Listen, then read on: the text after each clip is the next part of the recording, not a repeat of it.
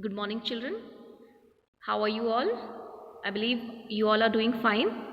So today we are going to see certain substances you were very much excited to see. These are magnets. Today we will study about magnet and magnetism.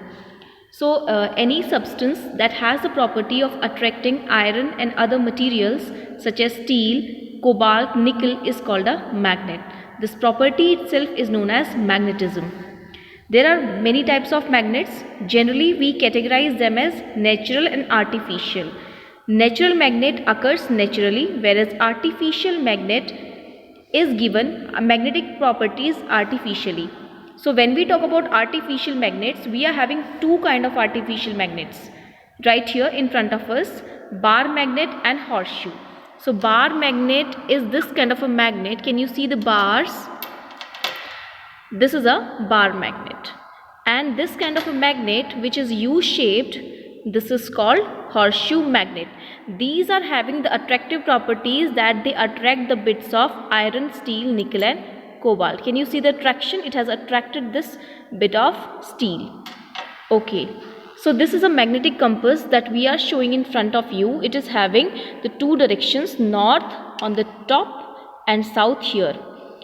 This is a magnetic needle. It contains magnetic substance, and when it is freely suspended, between the point of suspension it points the red mark. This red mark is pointing towards the north direction. So I believe this is clear to you all. So now let us do some simple experiment to find out the property of the magnet. This property is called directive property. It says that a magnet always aligns itself in the north-south direction when suspended freely. So today this is only our aim to prove it.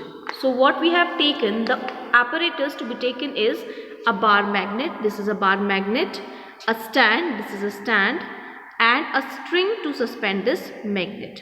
Now what we are required to do, first we will take a piece of paper and we are going to label here the directions east, west, north and south.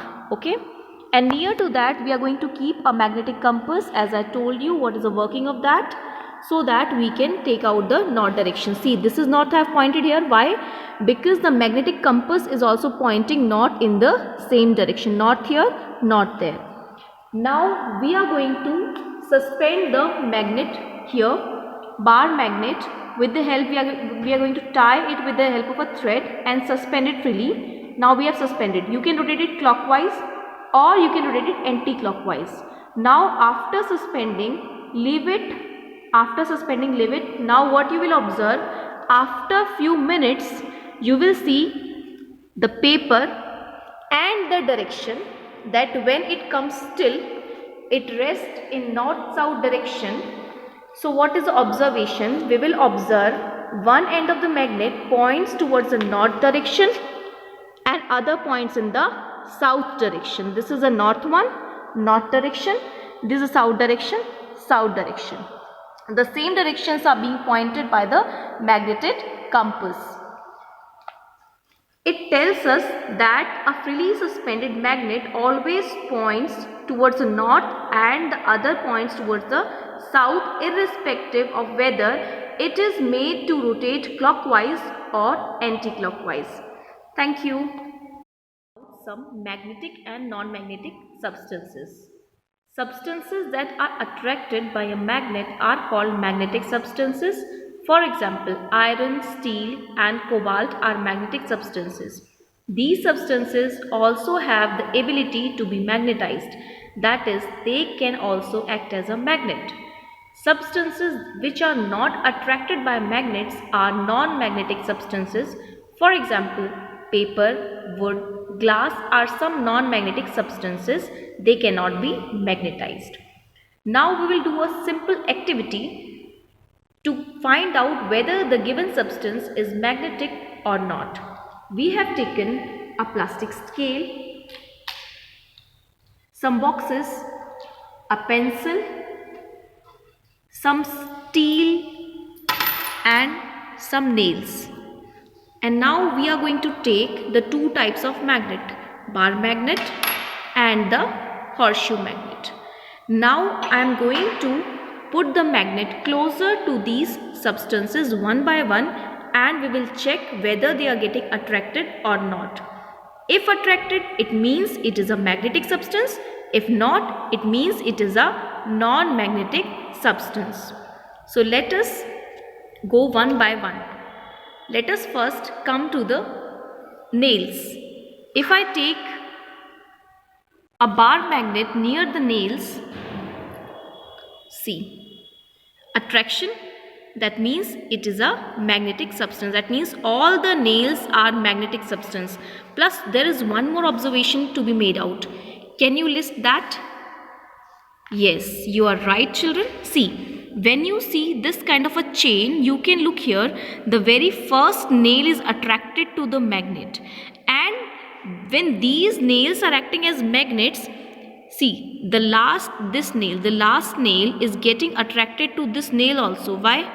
Because when this magnet is attracting these nails, so these are become magnetized, or we can say for the time being they are acting as a magnet. So when I am taking this nail near to it, so it is getting attracted. Why? Because these nails are also acting as a magnetic substance or magnet. Let us move forward. Let us attract these. Yes, see, we can feel the same phenomenon right here, that the very first chip is attracted to the magnet and the second chip is attracted to the first chip. Why? The same thing that the first chip is acting as a magnet, so the steel chip is getting attracted to the first chip. Now moving on, this pencil is not getting attracted. What is the conclusion?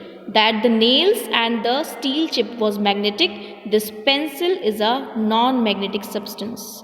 Let us see some boxes right here. Boxes are not getting attracted. These are also non-magnetic substances. The scale, again, it is also not getting attracted. It is also a non-magnetic substance. Let us do the same phenomenon with the horseshoe magnet. Scale is not getting attracted, non-magnetic. Boxes are not getting attracted, non-magnetic. Pencil is not getting attracted, non-magnetic.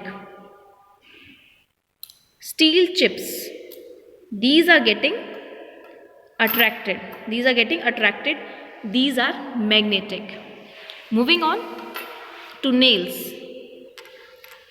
These are getting attracted. So these are magnetic.